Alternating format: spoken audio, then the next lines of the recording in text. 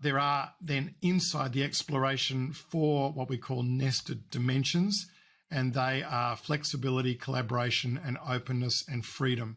And so they are dimensions that will help you guide. So you need flexibility, you need collaboration, you need openness, and you need freedom.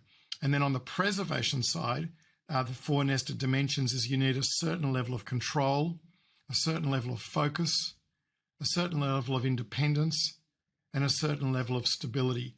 And so you could run those 4 guardrails up the left side of the road and the right side of the road, realizing that these are what we need. And in one sense, you actually, if you look at the 2 that oppose each other, let's say control and freedom, you need obviously a certain level of freedom within the company to make decisions, to take risks, to try things and fail.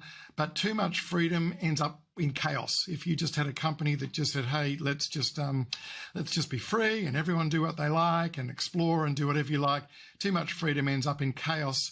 So there needs to be, to balance that freedom out, a degree of control. But then too much control ends up in oppression. So if we use that racing car line or the racing track, you could see that the 2 guardrails are going to be freedom and control, but off this side of freedom is chaos. If you skid off that side of the road, you'll end up in chaos. And if you skid off this side of the road, the control side of the road, you'll end up with oppression.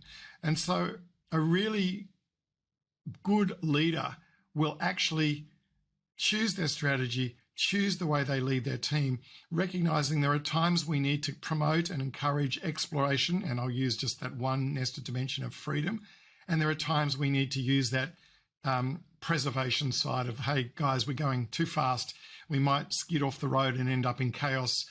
We may need a certain degree of control to make sure we go forwards.